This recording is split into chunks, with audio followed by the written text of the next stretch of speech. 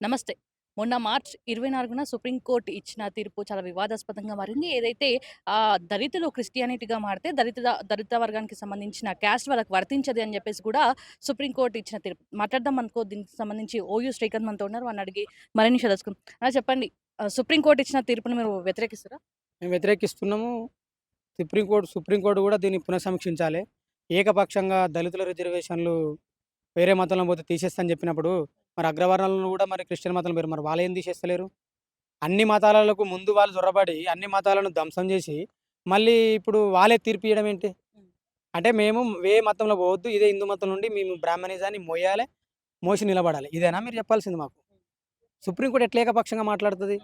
మేము ఈ దేశ పౌరులం గదా! మాకు ఈ దేశంలో హక్కులు లేవా? రాజ్యాంగం మాకు హక్కులు కల్పిస్తలేవా? 25వ ఆర్టికల్ ఏమని చెప్పింది? ఇష్టం వచ్చిన మతాన్ని స్వీకరించమని చెప్పింది.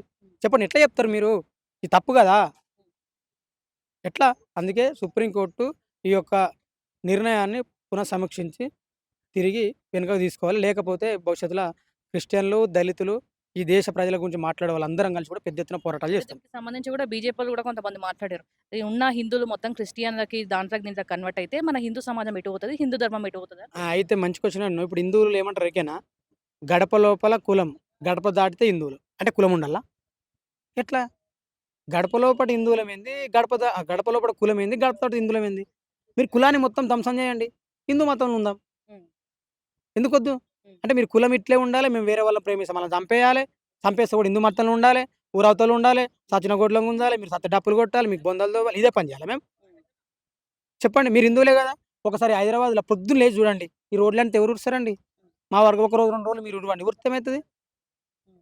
చెప్పండి. హ్మ్. పాయకల్ని కడగండి 2 రోజులు అంటే ఏమైతది? ఇప్పుడు మతం మారితే కన్నతల్లిని మార్చినంత విలువ అని కొంతమంది మాట్లాడుతుంటారు. మరి మీరు మీ దృష్టిలో ఏందసలది? అంటే మతం మారితే కన్నతల్లిని ఏంది కన్నతల్లి?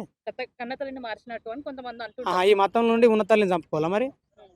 ఎట్లిది? హ్మ్. మతం మారితే కన్నతల్లిని చంపినట్టు. మరి ఈ ఉన్న మతం నుండి ఉన్న తల్లిని చంపాలా? హ్మ్. అది తప్పు గదా! హ్మ్. అంటే మీరు మతాన్ని సంస్కరించుకోకుండా, మీరు ఈ మతం నుండి దాడులు చేస్తే, మేము ఇట్లే దాడులు చేస్తే మీరు గట్లే ఉండాలిరా అంటే మేమెందుకుంటాము? హ్మ్.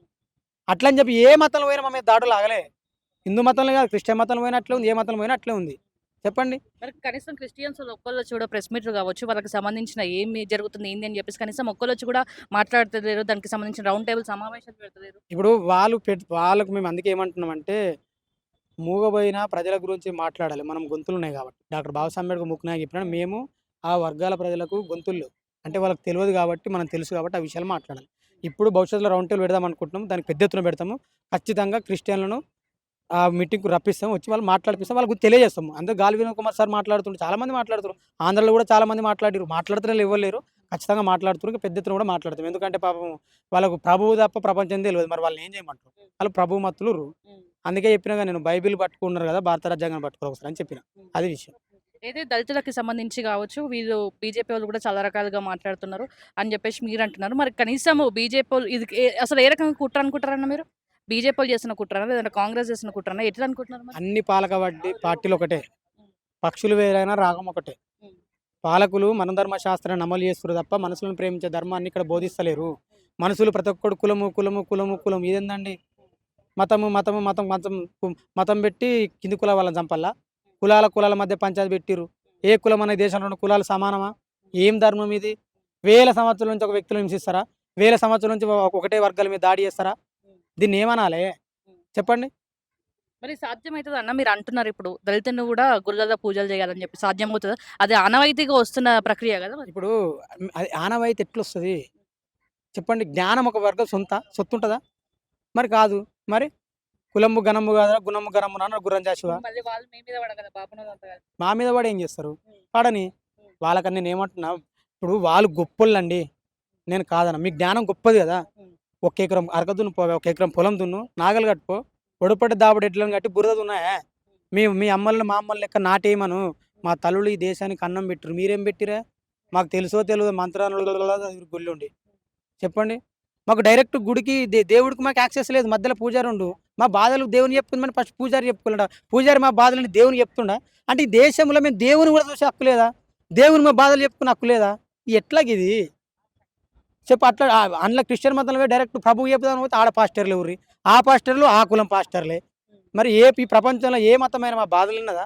ఏ మతమైన మా గాథలు ఇన్నదా? హ్మ్. ఏ దేవుడు మా అంటే గురించి ఇప్పుడు మాట్లాడతారు న్యాయ చెప్పండి? వ్యవస్థ రాజ్యాంగాన్ని పట్టించుకుంటలేదు అనుకుంటారా మీరు? నేను నేను నేను న్యాయ వ్యవస్థ రాజ్యాంగాన్ని పట్టించుకుంటుందో పట్టించుకోలేదో ఇంతకుముందు చాలా స్పష్టంగా చెప్పినా. నేనేమంటున్నా, ఈ దేశంలో ఏది మాది కాదు. మేము కేవలం మనుషులమే. అది ఉన్నత వర్గాలకు సేవ చేయడానికి పుట్టిన జీతగాళ్ళం, స్లేవర్స్. మారింది ఏం మారిందంటే అద్దాల మేడలు మారినాయి తప్ప కులం మారిందా? అంతరాలు మారినాయా? ఏం మారలే. ఇంకెప్పుడు మారతాయి? పాలకులు ఎప్పుడు మార్పిస్తారు? పాలకుల చేతిలో ఉంది గదా! కాబట్టి ప్రభుత్వాలు ఆలోచన చేయాలి. మనుషులను ప్రేమించే సిద్ధాంతాన్ని బోధించాలి తప్ప, మనుషులను ద్వేషించే సిద్ధాంతాన్ని బోధించకూడదు. ఇది నేను చెప్పదలుచుకున్నాను. అయితే మొన్న మా మందకృష్ణ మాదిగ కూడా ప్రెస్ మీట్ పెట్టడం జరిగింది. చాలా క్లియర్‌గా మాట్లాడడం జరిగింది. నిజంగా ఆయన మాట్లాడుతుంటే ఇనాలనిపించింది. దేవుళ్ళని మా దేవుడు, మీ దేవుడు అని చెప్పేసి కూడా చాలా రకాలుగా మాట్లాడిండు. మరి దాన్ని ఎట్లా చూస్తున్నారన్న? ఆయన మాట్లాడిన తీరు నాకు కావచ్చు, దేవుళ్ళు ఆయన క్లియర్‌గా ఆయ చెప్పిండు. ఆయన క్రిస్టియన్స్ బయటికి రారు అని చెప్పేసి నే కూడా ఇప్పుడు క్రిస్టియన్ బెటరా నేను గూడా చెప్తున్నా. దేవుళ్ళు చుట్టాలు కాదో నాకైతే తెలవదు. నాకు దేవుళ్ళు ఎందుకంటే పెద్దగా అధ్యయనం చేయలేదు. ఆ అన్నకు తెలుసు కావచ్చు. నాకు చుట్టాల దేవుళ్ళని నాకు తెలవదు. పూజారులుగా మా వోళ్ళు చేత్తారంటే తెలుత్తది. పెడితే కదా తెలిసేది. పెట్టండి. వేద పాఠశాలలో మా వాళ్ళని కూడా జాయిన్ చేయండి. చదివిపియండి. వేదాలు నేర్పియండి. ఎందుకు రావండి?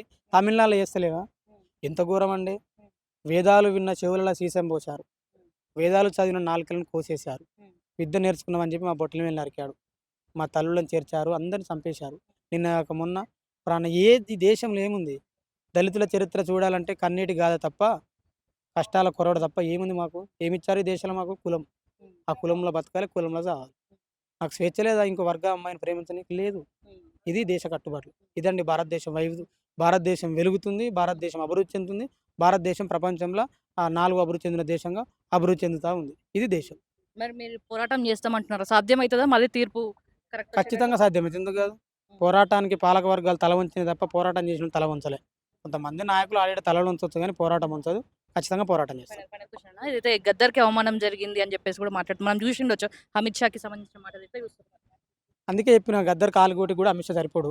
గద్దరే లెజెండరీ. నేనేమంటున్నా అందుకే డీజే‌ల గద్దర్ పాట పొడుస్తున్న కొద్ది పాట పెట్టి డీజే సౌండ్ పెడితే ఆ అమిత్ షాకి హార్ట్ అటాక్ వత్తది. ఆ పాట శబ్దం అట్లుంటది. గా పాటను పట్టుకొని నువ్వు మాట్లాడితే ఎట్లా? తెలుస్తది నీకు 2 వద్దులైతే. అరె నీ బండి సంజయ్ అధ్యక్షుడు కూడా గద్దర్‌ని అలుముకుండు. నీ ప్రధానమంత్రి కార్యాలయం నుంచి గద్దర్‌కు చనిపోతే సంఘీభావంగా లెటర్‌లొచ్చినాయి. ఇంకేం చెప్తాము? అంటే దేశ ప్రధానమంత్రి అమిత్ షా గౌరవిస్తలేడు. అసలు ఫస్టు నరేంద్ర మోడీ అమిత్ షా మీద యాక్షన్ తీసుకోవాలి. ప్రధానమంత్రి కార్యాలయంలో ఏం జరుగుతుందో నీకు తెలవదా? నువ్వు హోంశాఖ మంత్రివి. అంటే అమిత్ షా కేవలం మనుషులను చంపుడు తెలుసు తప్ప ఏం జరుగుతుందో తెలవదు. ఇది అమిత్ షా పరిస్థితి. దేశ మరి పరిస్థితి. ఏం పిలుపునిస్తున్నారు క్రిస్టియన్స్ వాళ్ళకి? క్రిస్టియన్‌లకు మేము ఇప్పుడు త్వరలో రౌండ్ టేబుల్ పెడుతున్నాము. పెద్ద ఎత్తున అందరూ రండి. అనుకుంటారా అన్న వస్తారని? ఇప్పుడు నేనేమంటున్నానంటే వస్తే వాళ్ళ హక్కులుంటాయి. రాకపోతే వాళ్ళ హక్కులుండయి. మనం దానికేం చేస్తాం? కానీ నేనెందుకు ఇంత మాట్లాడుతున్నానంటే నా వర్గ ప్రజలు మనం ఎందులో పోయినా హింసనే ఉంది. నువ్వు క్రిస్టియన్‌లో మారినా అదే ఉంది. నేను హిందువులో ఉన్నా ఇదే ఉంది. అట్లా. Thank you. అయితే చూసారు కదా! ఏదేమైనా కూడా ఖచ్చితంగా దీనికి సంబంధించి ఒక రౌండ్ టేబుల్ సమావేశం ఏర్పాటు చేస్తాం. ఖచ్చితంగా ఈ దళితుల పైన జరుగుతున్న కుట్రలు కావచ్చు, దీనిపైన ఖచ్చితంగా పోరాటం చేస్తాం. ఎక్కడున్న క్రిస్టియన్స్, దళిత క్రిస్టియన్స్ అందరూ బయటికి రావాలి. ఖచ్చితంగా ఒక రాజ్యాంగాన్ని చదవండి. బైబిల్‌తో పాటు రాజ్యాంగాన్ని కూడా చదవాలని చెప్పేసి కూడా ఓయూ శ్రీకాంత్ చెప్తున్నాడు.